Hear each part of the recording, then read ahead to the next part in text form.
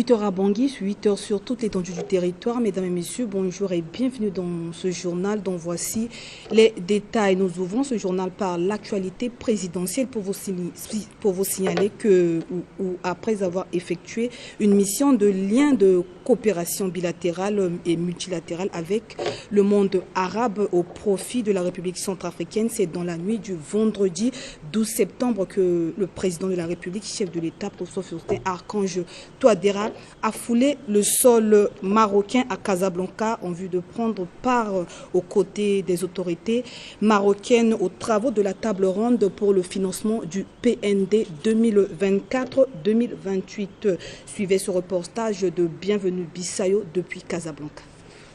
C'est aux environs de minuit à 0 heure mathématique qui est à l'intersection de la fin de la nuit et du début du jour, qu'un vol spécial en provenance de Doha, en Arabie Saoudite, a atterri sur le tarmac de l'aéroport international de Casablanca, deuxième ville économique du Royaume du Maroc, transportant quelques illustres personnalités centrafricaines au rond desquelles figure en bonne place et au centre de gravité son excellence professeur Faustin Archange Touadéra, président de la République, chef de l'État, entouré de quelques membres de son cabinet, parmi lesquels on notait la présence remarquée et remarquable du ministre d'État, directeur de cabinet à la présidence de la République, M.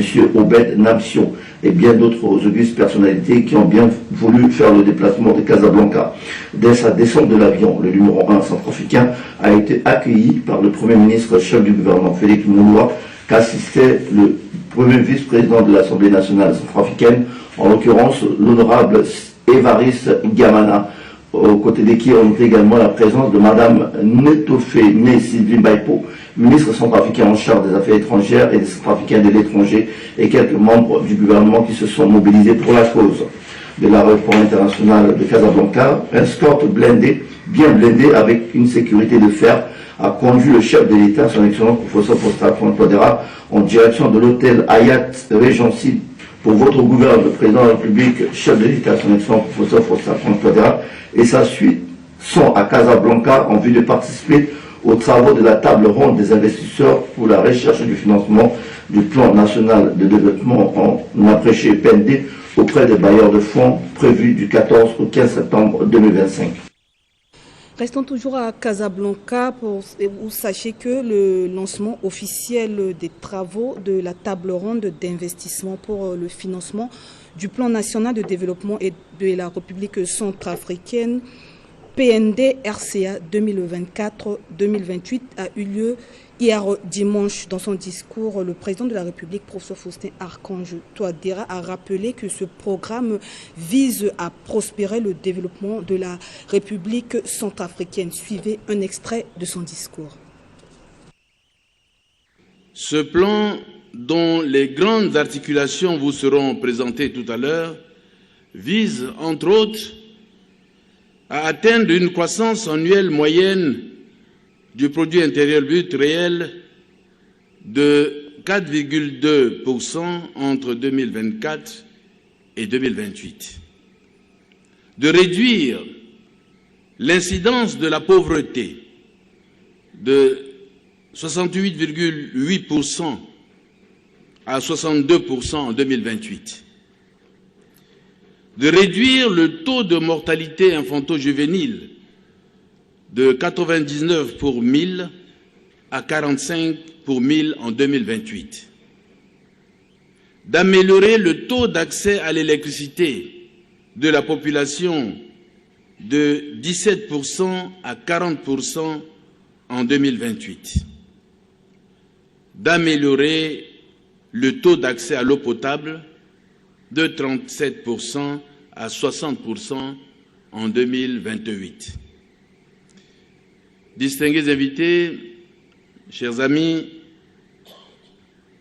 vaste de 623 000 km² et peuplé de 6 millions d'habitants, la République centrafricaine possède d'énormes potentialités en ressources naturelles, comme vous le constatez dans les différents documents qui vous seront présentés et partagés au cours de cette table ronde.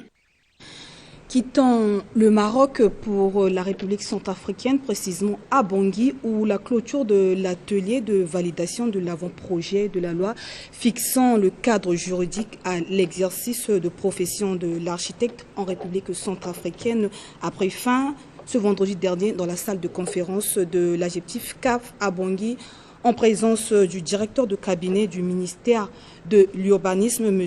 Alexandre Pamphile Maleyombo. Reportage Martinez Gaillou.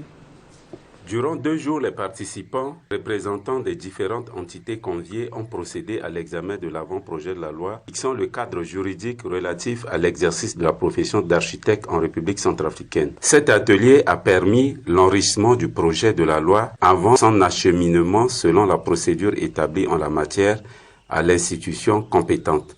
Suivez le président de l'Ordre des architectes de la République centrafricaine qui nous donne plus de précisions à la fin de cet atelier national de validation. C'est un exercice très important.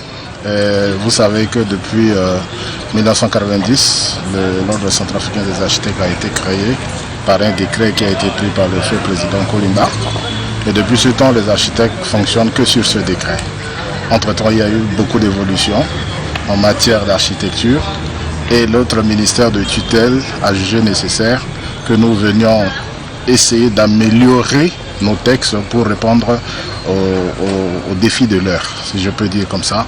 Et depuis 2 jours, nous sommes ici pour travailler sur le texte. Vous avez vu que tous les représentants des ministères sectoriels sont là. Ils ont fait des propositions pertinentes pour l'amélioration de ces textes. Et les textes vont quitter ici pour aller au secrétariat général du gouvernement, après le Conseil des ministres et l'Assemblée nationale. Et s'il plaît à Dieu, au bout de ces procédures-là, nous aurons une loi qui va régir l'exercice de la profession d'architecte en République centrafricaine. Des techniciens émérites qui ont travaillé, qui ont fait des propositions pertinentes sur ces textes. Et ces propositions seront prises par le comité qui sera mis en place pour essayer de faire le toilettage de ces textes avant que ça n'aille au secrétariat général du gouvernement. La proposition forte qui a été faite ici, c'est de réorganiser un peu certains textes pour que ça soit en adéquation avec des textes de loi qui existent déjà.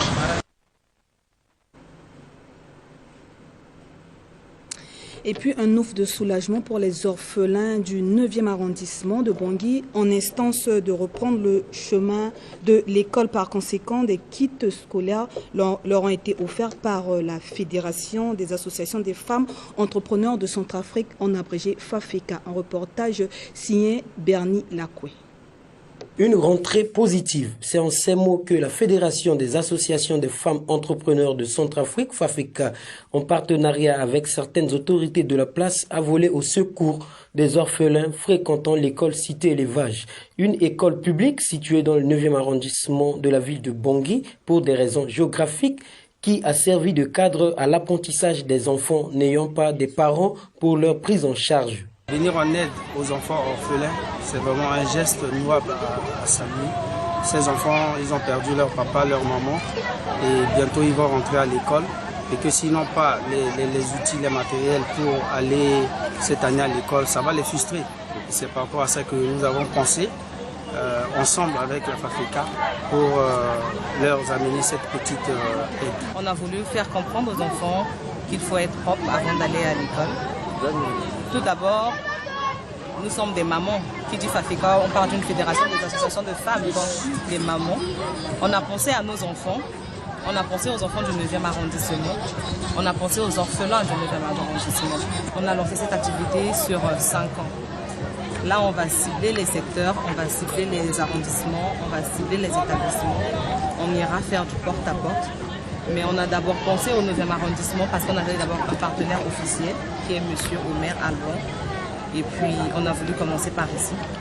La semaine prochaine, on ira à Cap. Donc pour vous dire que c'est pas fini.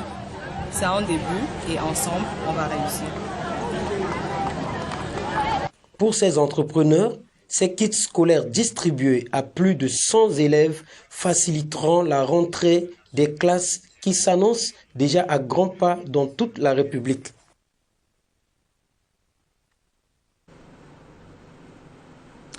Enfin, les rideaux sont définitivement tombés ce samedi dernier à l'église baptiste de Kina, membre de l'IFEB, sur les travaux de formation des moniteurs et monitrices de l'école de dimanche organisée par la direction nationale de l'écodim de la dite Union. La cérémonie de clôture est présidée par le président du conseil d'administration de l'IFEB, pasteur Guillaume Maïdana. Le compte rendu avec Mathie-Terence Ngoy. C'est dans une note de satisfaction qu'a pris fin les travaux de formation des moniteurs et monitrices de l'école du dimanche de niveau 1 et 2. Ils sont au total 196 campeurs en provenance de 37 églises membres de l'Union fraternelle des églises baptistes en sigle UFEB qui ont pris part à cette formation. Durant 2 semaines, les participants ont été outillés sur plusieurs modules, entre autres la leçon biblique, la base biblique, le leadership, la pédagogie, le livre sans parole, l'enfant et les jeux et bien d'autres. Certains participants livrent aussi leurs impressions à la fin de cette formation. Dès le début, c'était bien commencé en fait. Par la grâce de Dieu, on avait démarré avec Dieu.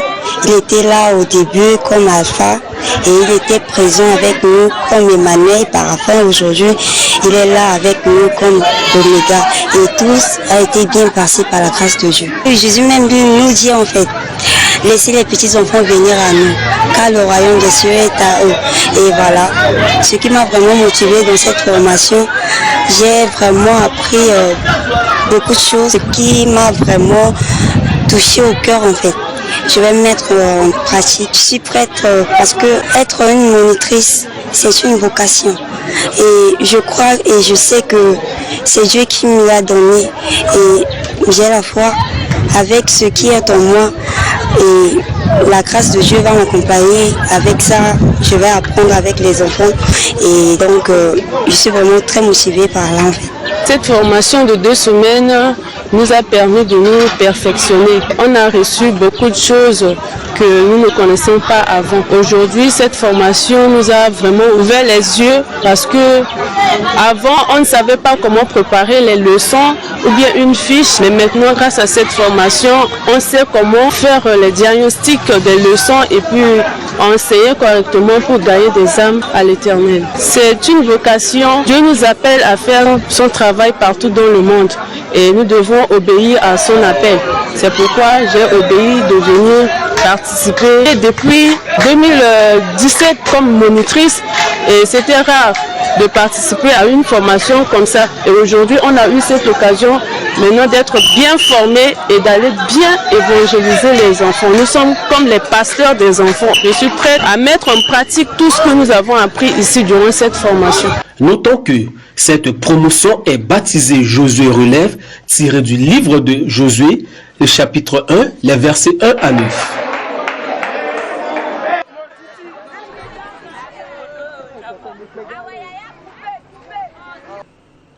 Et bien voilà, c'est la fin de ce journal présenté par l'ensemble de la rédaction de Télécentre-Afrique avec l'appui de l'équipe technique. Merci de l'avoir suivi. On se donne rendez-vous à 8h30 pour la version en langue nationale de toutes ces nouvelles.